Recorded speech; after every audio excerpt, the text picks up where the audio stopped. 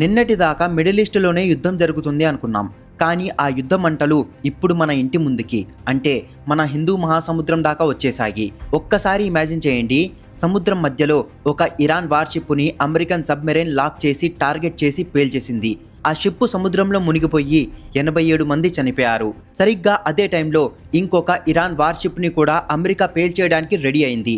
కానీ కరెక్ట్గా ఆ టైంలోనే ఇండియా ఎంటర్ అయింది. ఒక పెద్దన్నలాగా అమెరికన్ సబ్మెరైన్స్కి అడ్డుగా నిలబడి ఆ ఇరాన్ వార్షిప్ని, అందులో ఉన్న నావికుల్ని కాపాడింది. దీని రిజల్ట్ ఏంటో తెలుసా? ఇరాన్ గవర్నమెంట్ అఫీషియల్గా ప్రపంచం ముందుకొచ్చి థ్యాంక్ యూ ఇండియా అని ఒక పెద్ద స్టేట్మెంట్ ఇచ్చింది. మా కష్టకాలంలో హ్యుమానిటేరియన్ సపోర్ట్ ఇచ్చి మా షిప్స్ని, మా వాళ్ళ ప్రాణాలని కాపాడినందుకు ఇండియాకి ఎప్పటికీ రుణపడి ఉంటాం అని చెప్పింది. మరోవైపు ఈ ఇన్సిడెంట్ని అడ్డం పెట్టుకొని కొన్ని వెస్టర్న్ మీడియాలు, ముఖ్యంగా ఖతార్కి చెందిన అల్ జజీరా లాంటి న్యూస్ ఛానల్స్ ఇండియా మీద పడేడుస్తున్నాయి. ఇండియన్ ఓషన్కి నేను గార్డియన్ అని ఇండియా ఎప్పుడు గొప్పలు చెప్పుకుంటుంది కదా, మరి అమెరికా వచ్చి ఇరాన్ షిప్పుని ముంచేస్తుంటే ఇండియా ఏం పీకింది అని ఆర్టికల్స్ రాస్తున్నాయి. అసలు ఇరాన్ వార్షిప్స్ మన ఇండియన్ ఓషన్లోకి ఎందుకు వచ్చాయి? అమెరికా మన పక్కనే శ్రీలంక బార్డర్ దగ్గర ఇరాన్ షిప్పుని ముంచేస్తుంటే ఇండియా ఎందుకు సైలెంట్గా చూస్తూ ఉండిపోయింది? అల్ జజీరా విమర్శలకి, వెస్టర్న్ మీడియా ఏడుపులకి మన విదేశాంగ మంత్రి డాక్టర్ ఎస్ జైశంకర్ గారు ఇచ్చిన ఆ మైండ్ బ్లోయింగ్ కౌంటర్ ఏంటి? అసలు ఇండియా ఆడిన ఆ డిప్లొమాటిక్ మాస్టర్ స్ట్రోక్ ఏంటి? ఈ విషయాలన్నిటి గురించి ఈ వీడియోలో డీటెయిల్గా ఎక్స్ప్లెయిన్ చేస్తాను. ముందుగా మనం ఫ్లాష్ బ్యాక్లోకి వెళ్ళాలి. అసలు అమెరికాకి ఇరాన్కి మధ్య యుద్ధం ఎక్కడో మిడిల్ ఈస్ట్లో జరుగుతుంటే ఈ ఇరాన్ షిప్స్ రెండు మన ఇండియా దగ్గరికి ఎందుకు వచ్చాయి? ఇది చాలా మందికి ఉన్న పెద్ద డౌట్. ఈ స్టోరీ స్టార్ట్ అయింది లాస్ట్ మంత్ వైజాగ్లో. మన ఇండియన్ నేవీ ప్రతి 2 ఏళ్లకోసారి మిలన్ అనే ఒక భారీ మల్టీలాటరల్ నావల్ ఎక్సర్సైజ్ని నిర్వహిస్తుంది. ఈ ఎక్సర్సైజ్కి ప్రపంచంలో ఉన్న సుమారు 50కి పైగా స్నేహపూర్వక దేశాల నావీలు తమ వార్షిప్స్తో వైజాగ్కి వస్తాయి. అందరూ కలిసి సముద్రంలో విన్యాసాలు చేస్తారు. ఆ మిలన్ ఎక్సర్సైజ్లో పార్టిసిపేట్ చేయడానికి ఫ్లీట్ రివ్యూ కోసం ఇరాన్కి చెందిన 2 వార్షిప్స్ ఇండియాకి వచ్చాయి. ఒకటి IRIS దేనా, ఇంకోటి IRIS లావన్. ఈ 2 షిప్స్ వైజాగ్లో ఉన్నప్పుడే సడన్గా మిడిల్ ఈస్ట్లో అమెరికాకి ఇరాన్కి మధ్య డైరెక్ట్ వార్ స్టార్ట్ అయిపోయింది. అమెరికా ఇరాన్లోని లీడర్లని చంపడం, ఇరాన్ తిరిగి అమెరికన్ బేసెస్ మీద మిసైల్స్ వేయడం మనం లాస్ట్ వీడియోలో చూసాం. అప్పటికే వైజాగ్లో ఉన్న ఈ ఇరాన్ నావికులకి భయం పట్టుకుంది. ఎందుకంటే వాళ్ళ సొంత దేశం ఇరాన్కి, ఇండియాకి మధ్య వేలాది కిలోమీటర్ల దూరం ఉంది. మధ్యలో అరేబియన్ సీ మొత్తం అమెరికన్ వార్షిప్స్, సబ్మెరైన్స్తో నిండిపోయి ఉంది. ఇప్పుడు వీళ్ళు ఇండియా నుంచి బయలుదేరి ఇరాన్కి వెళ్ళాలంటే ఖచ్చితంగా అమెరికా కంటపడతారు. ఇక్కడే ఇండియా ఒక మాస్టర్ ప్లాన్ వేసింది.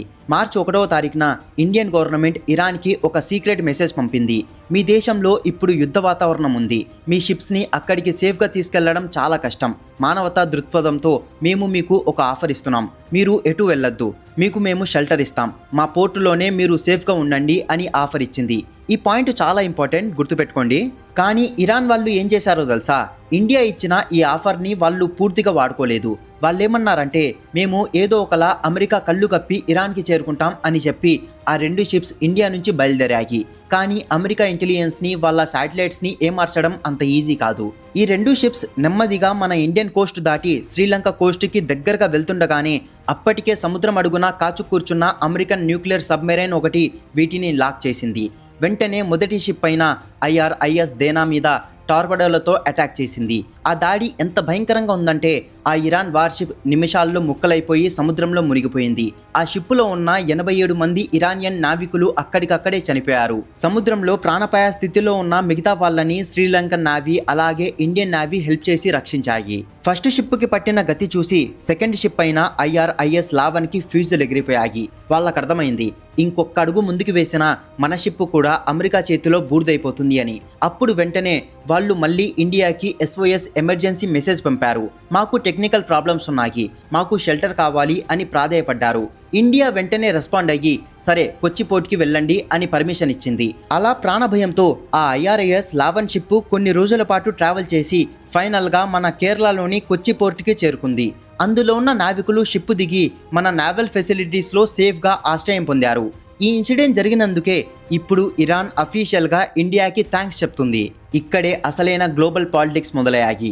ఈ దేనా షిప్ మునిగిపోగానే ఖతార్కి చెందిన అల్ జజీరా ఇంకా కొన్ని వెస్టర్న్ మీడియా సంస్థలు ఇండియా మీద విషం చిమ్మడం స్టార్ట్ చేశాయి. వాళ్ళ ఎజెండా ఏంటంటే, ఇండియా ఎప్పుడూ తనని తాను Guardian of the Indian ocean అని చెప్పుకుంటుంది కదా, మా సముద్రంలోకి ఎవరు పడితే వాళ్ళు రావడానికి వీల్లేదు అని డామినేట్ చేస్తుంది కదా.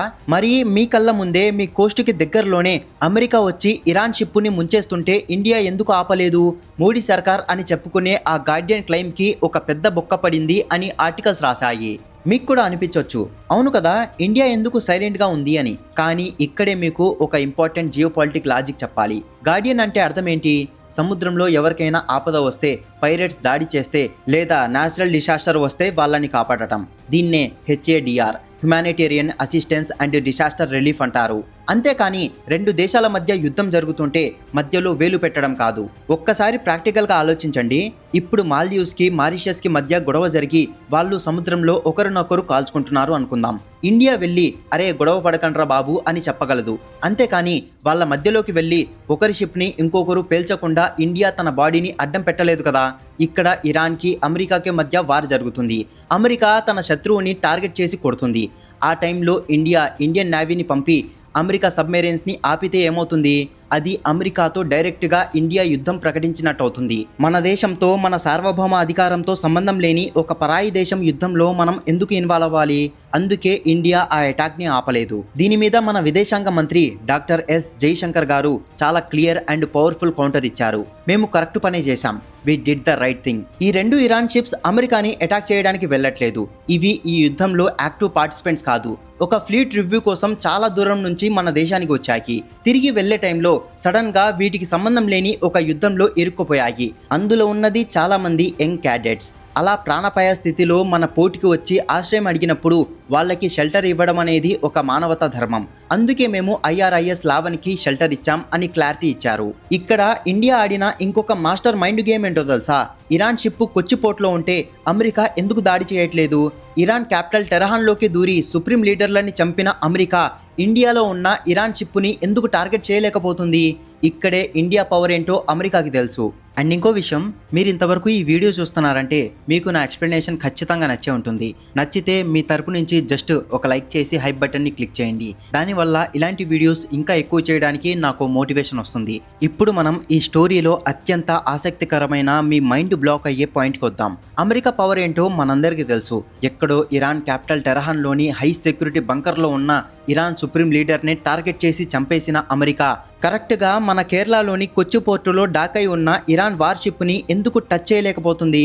అమెరికాకి ఇరాన్ మీద అంత కోపం ఉన్నప్పుడు F-35 జెట్స్ని పంపి కొచ్చిలోనే ఆ షిప్ని ఎందుకు పేల్చేయకూడదు? దీనికి ఆన్సర్ సావర్నిటీ, అంటే సార్వభౌమాధికారం. ఇక్కడే ఇండియా పవర్ ఏంటో అమెరికాకి, ప్రపంచానికి చాలా క్లియర్గా తెలుసు. ఇంటర్నేషనల్ వాటర్స్లో ఒక షిప్ ఉన్నప్పుడు దాన్ని పేల్చేస్తే అమెరికాకి ఎవ్వరూ అడ్డు చెప్పలేరు, ఎందుకంటే అది ఇంటర్నేషనల్ వాటర్స్ కాబట్టి. కానీ వన్స్ ఆ షిప్ ఒక దేశం యొక్క ఎక్స్క్లూజివ్ ఎకనామిక్ జోన్ దాటి నేరుగా ఆ దేశం యొక్క పోర్టులోకి వచ్చిందంటే ఆ షిప్పుకి ఆ దేశపు చట్టాలు, రక్షణ వర్తిస్తాయి. ఇప్పుడు గనక అమెరికా తన సబ్మెరైన్స్తో కానీ ఫైటర్ జెట్స్తో కానీ కొచ్చి పోర్ట్లో ఉన్న ఆ IRIS లావన్ షిప్ మీద ఒక్క చిన్న బుల్లెట్ వేసినా సరే దాన్ని ఇరాన్ మీద దాడిగా పరిగణించరు. దాన్ని డైరెక్ట్గా ఇండియా మీద, ఇండియా టెరిటరీ మీద అమెరికా చేసిన దాడిగా పరిగణిస్తారు. ఇండియా లాంటి ఒక nuclear power, 5th largest economy ఉన్న దేశం మీద దాడి చేస్తే దాని కాన్సిక్వెన్సెస్ అమెరికాకి ఎంత దారుణంగా ఉంటాయో వాళ్ళ థింక్ ట్యాంక్స్కి చాలా స్పష్టంగా తెలుసు. పైగా ఇండియా అనేది ఏషియాలో అమెరికాకి మోస్ట్ ఇంపార్టెంట్ స్ట్రాటజిక్ పార్ట్నర్. చైనాని కంట్రోల్ చేయాలంటే ఇండియా సపోర్ట్ అమెరికాకి ఖచ్చితంగా కావాలి. కేవలం ఒక ఇరాన్ వార్షిప్ కోసం ఇండియా లాంటి మహాశక్తితో అమెరికా ఎందుకు గొడవ పెట్టుకుంటుంది? అందుకే కొచ్చి పోర్ట్లో ఆ షిప్ ఉన్నంత కాలం అమెరికా దాన్ని కన్నెత్తి కూడా చూడలేదు. ఇదే ఇండియాకి ఉన్న అల్టిమేట్ పవర్. కానీ ఇక్కడ మనం ఇంకో విషయం అర్థం చేసుకోవాలి. ఇండియా ఇరాన్కి గుడ్డిగా సపోర్ట్ చేయట్లేదు. మీకు షెల్టర్ ఇచ్చాం కదా అని మీరు మా పోర్ట్ని వాడుకొని ఇక్కడి నుంచి అమెరికన్ షిప్ మీద మిసైల్స్ వేస్తాం లేదా రాడార్స్తో ట్రాక్ చేసి మా శత్రువులకి ఇన్ఫర్మేషన్ పాస్ చేస్తాం అంటే కుదరదు అని ఇండియా చాలా స్ట్రిక్ట్ కండిషన్స్ పెట్టింది. ఆ షిప్లో ఉన్న యంగ్ నావల్ క్యాడెట్స్ని షిప్ నుంచి దించేసి మన నావల్ ఫెసిలిటీస్లో వాళ్ళకి ఫుడ్, మెడికల్ సపోర్ట్ ఇస్తుంది. అంటే ఆ షిప్ని ఒక మిలిటరీ లాంచ్ ప్యాడ్ లాగా కాకుండా కేవలం ఒక ఆశ్రయం లాగా మాత్రమే ఇండియా వాడుకొనిస్తుంది. ఇది పక్కా ఇంటర్నేషనల్ మారిటైమ్ లా ప్రకారం జరిగిన ప్రాసెస్. ఇది జరిగిన తర్వాత ప్రపంచంలో అందరికంటే ఎక్కువ షాక్కి గురైన దేశం ఏంటో తెలుసా? ఇజ్రాయిల్. అవును, ఇరాన్కి బద్ద శత్రువు అయిన ఇజ్రాయెల్ మీడియా తమ శత్రు షిప్పుని ఇండియా కాపాడిందని తెలిసినప్పుడు ఎలా రియాక్ట్ అయిందో చూస్తే మీరు ఆశ్చర్యపోతారు. నార్మల్గా అయితే ఇండియా మాకు ఫ్రెండ్ అయి ఉండి ఇరాన్కి ఎలా హెల్ప్ చేసిందని ఇజ్రాయెల్ ఫైర్ అవ్వాలి కదా. కానీ ఇజ్రాయెల్ ప్రభుత్వం కానీ ఇజ్రాయెల్ పబ్లిక్ కానీ ఇండియా మీద ఒక్క నెగిటివ్ కామెంట్ కూడా చేయలేదు. ఇజ్రాయెల్లోని టాప్ న్యూస్ పేపర్స్ అన్నీ అమెరికా ఒక ఇరాన్ షిప్పుని ముంచేసిన తర్వాత ఇంకొక షిప్పుకి ఇండియా హ్యుమానిటేరియన్ సపోర్ట్ కింద ఆశ్రయం ఇచ్చింది అని చాలా పాజిటివ్గా ఉన్నది ఉన్నట్టుగా రిపోర్ట్ చేశాయి. అసలు ఇజ్రాయెల్ ఎందుకు సైలెంట్గా ఉందంటే గ్లోబల్ జియో పాలిటిక్స్లో ఇండియా మెయింటైన్ చేస్తున్న స్ట్రాటజిక్ అటానమీ ఇజ్రాయెల్కి బాగా తెలుసు. ఇండియా ఎప్పుడు కూడా ఎవరి క్యాంపులోనూ చేరదు. రష్యా ఉక్రెయిన్ వార్ జరిగితే రష్యా దగ్గర ఆయిల్ కొంటూనే ఉక్రెయిన్కి మెడికల్ హెల్ప్ చేసింది. ఇప్పుడు ఇజ్రాయెల్ ఇరాన్ వార్లో కూడా ఇజ్రాయెల్కి అగ్రికల్చర్ టెక్నాలజీ పరంగా సపోర్ట్ చేస్తూనే ఇరాన్ నావికుల ప్రాణాలు కాపాడింది. ఇండియా ఎప్పుడు మానవత్వం వైపే నిలబడుతుంది తప్ప మీరు మాకు ఫ్రెండ్ కాబట్టి మీ శత్రువులందరినీ మేము చంపేస్తాం అని ఏ రోజు చెప్పలేదు. ఈ మెచ్యూరిటీ ఇజ్రాయెల్కి అర్థమైంది కాబట్టే వాళ్ళు ఇండియా నిర్ణయాన్ని గౌరవించారు. ఇప్పుడు మనం ఇంకొక ఇంపార్టెంట్ లాజిక్ మాట్లాడుకుందాం. ఈ రోజుల్లో జియో పాలిటిక్స్లో కూడా లెఫ్ట్ వింగ్ రైట్ వింగ్ అనే పిచ్చి ట్రెండ్ ఒకటి స్టార్ట్ అయింది. ఏదైనా ఒక ఇంటర్నేషనల్ ఇష్యూ జరిగినప్పుడు దాన్ని న్యూట్రల్గా ఫ్యాక్ట్స్ ఆధారంగా చూడకుండా మన పొలిటికల్ ఐడియాలజీకి తగ్గట్టుగా ఇష్టం వచ్చినట్టు కామెంట్స్ చేస్తున్నారు. ఇండియా ఇరాన్ని ఎందుకు కాపాడింది? మనం ఇజ్రాయెల్ సైడ్ ఉండాలి కదా అని ఒకరు. చూసారా, అమెరికా మన సముద్రంలోకి వచ్చి దాడి చేస్తుంటే మోడీ సర్కార్ భయపడింది అని ఇంకొకరు. ఇలా ఎవరికి తోచింది వాళ్ళు మాట్లాడుకుంటున్నారు. కానీ రియాలిటీ ఏంటంటే జియో పాలిటిక్స్లో స్నేహాలు శత్రుత్వాలు శాశ్వతం కాదు. కేవలం మన దేశ ప్రయోజనాలు మాత్రమే శాశ్వతం. ఈరోజు ఇండియా తీసుకున్న నిర్ణయం వల్ల రేపొద్దున మిడిల్ ఈస్టులో పరిస్థితి ఎలా ఉన్నా సరే ఇరాన్తో మనకున్న బంధాలు దెబ్బతినవు. మన చహబార్ పోర్టు ప్రాజెక్ట్కి ఎటువంటి ముప్పు రాదు. అలాగే ఇంటర్నేషనల్ కమ్యూనిటీ ముందు ఇండియా ఒక రెస్పాన్సిబుల్ గ్లోబల్ పవర్ అనే ఒక స్ట్రాంగ్ మెసేజ్ వెళ్ళింది. ఫైనల్గా కంక్లూజన్కి వద్దాం. అల్ జజీరా లాంటి western media channels India Guardian of the Indian ocean కాదు అని చేస్తున్న ప్రచారంలో ఏమాత్రం లాజిక్ లేదు. ఒక గార్డియన్ అంటే అర్థం సముద్రంలో తుపాకీ పట్టుకొని ఎవరు కనిపిస్తే వాళ్ళని కాల్చేయడం కాదు. ఒక గార్డియన్ అంటే తన సముద్రంలోకి వచ్చిన వాళ్ళకి రక్షణ కల్పించడం, తన చట్టాలని స్ట్రిక్ట్గా అమలు చేయడం, అవసరమైతే వాళ్ళకి అన్నం పెట్టి ఆశ్రయం ఇవ్వడం. ఒక్కసారి ఊహించండి, ఒకవేళ ఇండియా ఇరాన్ షిప్కి పర్మిషన్ ఇచ్చిన తర్వాత కూడా అమెరికా తన F-16ని పంపి ఆ పోర్టులోనే షిప్పుని పేల్చేసి ఉంటే అప్పుడు ఇండియా గార్డియన్ కాదు అని ఒప్పుకోవచ్చు. కానీ ఇండియా మా గడ్డ మీద ఆ షిప్పుకి మేమే రక్షణ కల్పిస్తున్నాం అని చెప్పిన తర్వాత ప్రపంచాన్ని శాసించే అమెరికా లాంటి సూపర్ పవర్ కూడా సైలెంట్గా వెనక్కి తగ్గిందంటే that is the power of India. ఈ ఒక్క ఇన్సిడెంట్ చాలు మన హిందూ మహాసముద్రానికి ఇండియానే తిరుగులేని బాస్ అని ప్రూవ్ చేయడానికి. ఈ విషయంలో మనం గర్వపడాల్సింది పోయి కొంతమంది పాలిటిక్స్ కోసం మన దేశం మీదే నెగిటివ్గా కామెంట్స్ చేయడం చూస్తుంటే బాధేస్తుంది. ఎవరెన్ని చెప్పినా సరే ఈరోజు ఇండియా ఒక గొప్ప మానవతా దృక్పథంతో అత్యంత ధైర్యంగా ఒక దేశపు నావికుల్ని కాపాడింది. ఇది మనమందరం గర్వించదగ్గ విషయం.